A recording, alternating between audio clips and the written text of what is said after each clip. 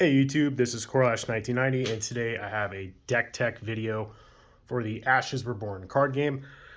And I'm doing videos on this game because I really enjoy this game. I think it's quite a hidden gem, and it's a game that I probably play the most out of everything I have, mainly because it has such a great solo mode or PvE mode or co-op, whatever you want to do, with the Red Rains expansion. And these next couple of deck tech videos I'm going to do for this game are all built for that system. They're not player v player in mind. It's all about the PVE. And I'm starting things off with Rowan Umberend, who is my favorite Phoenix Born for this game, both aesthetics and his overall abilities. He has a good battlefield and spellboard presence. He has a decent amount of life. And yeah, his two abilities are great. Conscript, basically, whenever an ally you have dies, you can place it underneath him, replacing any other ally that was already there. And then his Exhume ability, main action, exhausting resource, you get to put that ally into play, and then it immediately dies. So any allies that have come into play abilities or when they die abilities will all trigger, which is funny because one of the newer games I'm playing, Death Speaker, this is an avatar for that game, they were very similar, very, very similar, and I like both of them quite a bit. So anyway, that is Rowan in a nutshell. You'll go right up here. And there's two ways that you can go about playing Rowan. You can focus really heavily on his Exhume ability, which is kind of what I did in this deck, or you can make him into a combo-based deck trying to get all three of the red raindrops into play through his signature card that's in the deck. And basically, if you don't know what this is, you play his signature card. It puts a copy of Red Raindrop onto him. Your opponent can't do anything to it, about it, against it. It's just kind of there. And at the end of a round, you deal a free damage to a unit for each of them that's on him. And if you have all three of these on him, you get to play the Reborn Chimera, which is this, demonic looking elephant. And it's a powerhouse. 4 attack is a lot in this game. 4 health is quite a bit, and then overkill 3, basically whenever it kills anything, you do 3 damage to the opponent. Yeah, that's pretty good. So you can really focus trying to get all 3 of these out turn 1, or you can go a little more mid-rangey board presence stuff with the Exhume ability. Typically, this build, you'll get all 3 of them out on turn 2. If it's by turn 3, it's too little, too late, and it doesn't catch up after that. You ideally want to get this out on turn 2, but I've built decks with him making this the combo, and you can reliably get it out all 3 of them on turn 1. It's pretty amazing. And then the rest of the conjurations are just a bunch of Fallen, because we summon a lot of Fallen in this deck. He's kind of like a zombie horde based deck. And something else unique about this game, I guess 2 things. One, it uses dice for the resource. If you don't know that already, you can always fix what you have on the certain sides, determine what kind of resources you get, and there's ways to fix that to mitigate the randomness. But also, you get to choose your starting 5 cards. You choose your opening hand in this game. That's insane. And I will also go over the 5 cards you want in your opening hand and how to go about playing it. So let's go over the allies. This is probably the best one in the deck.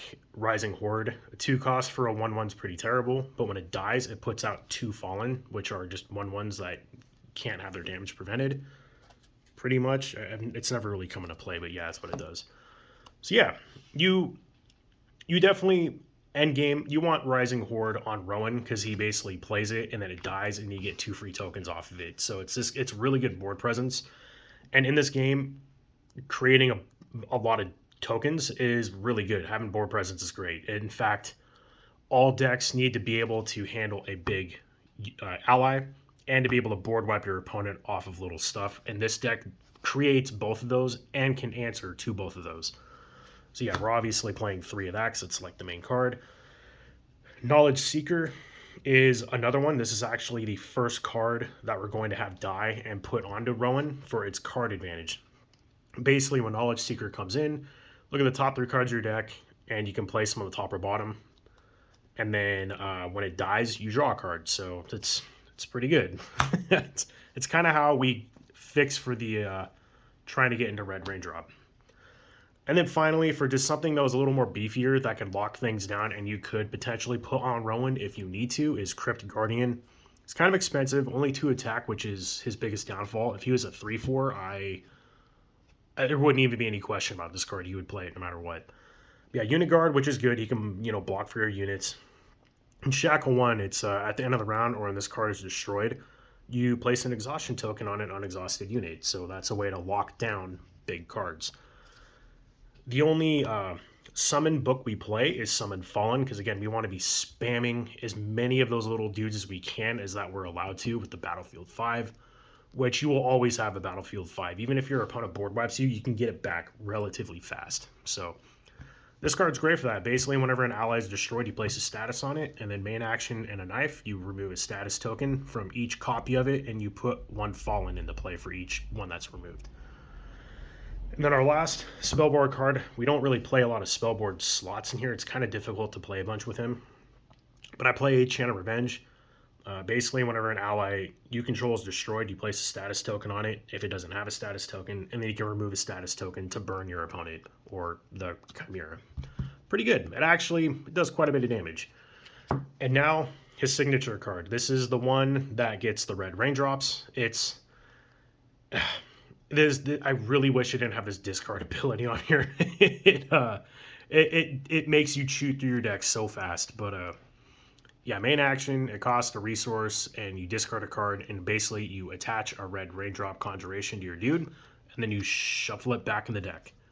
So yeah, it's kind of the whole combo decks draw a lot of cards to then draw into these to then play them. And to aid that combo, but Excavate's also just a great card. It costs 2. You discard the top 3 cards of your deck, and then you get to put a card from your discard pile or place one of those 3 into your hand, and then you get to do 3 damage to a unit. 3 damage is a lot. That will kill most things. It doesn't kill the big knights because most of them have 4 health, but that answers pretty much anything the Chimera puts out, more or less. Next, I play 3 copies of Era's End. You could cut this down to 1 copy and place 2 other copies of whatever card you want. And it's somewhat like toolbox card if you want. I really do like this card though. Any end of round effects immediately trigger. So your red raindrops, your crypt guardian dude, if they blow up your Chimera, you can do this and get it right back out. This card's great. Though it costs a main and a side, so it's pretty pricey for that in mind.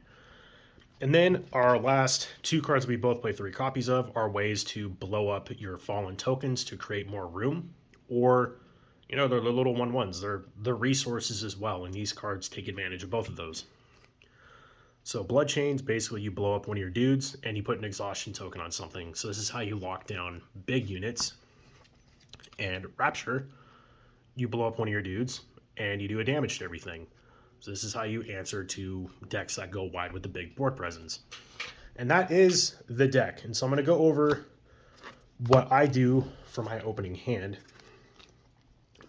9 times out of 10, this is what it is. So it's this,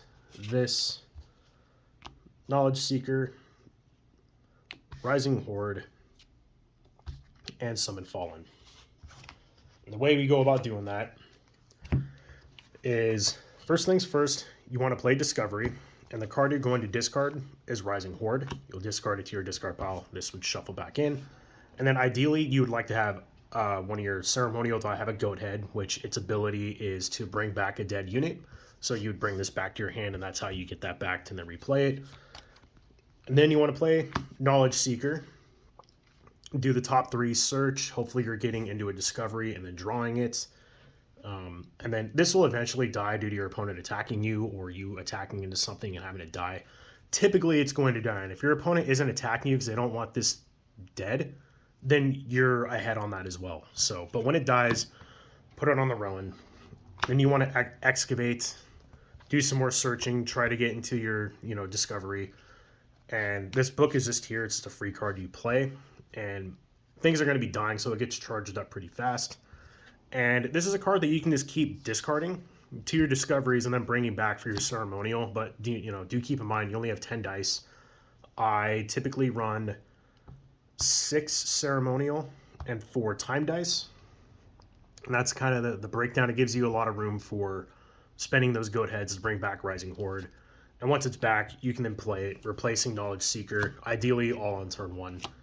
And then you can start going, next turn, this is ready to go. And you can start creating your board, creating that, and then creating these tokens. And then when this dies, get to charge on that, making more stuff. And it can get out of hand. Like the zombie horde happens pretty fast. And against the Chimera, if you can end your turn with them having nothing and you having a bunch of units or allies in play, that's pretty good for you. So anyway, that is my Rowan Umberend deck tech. I'm trying to think of what deck to do next for this game. I have quite a few decks. I own pretty much the entire line for this game.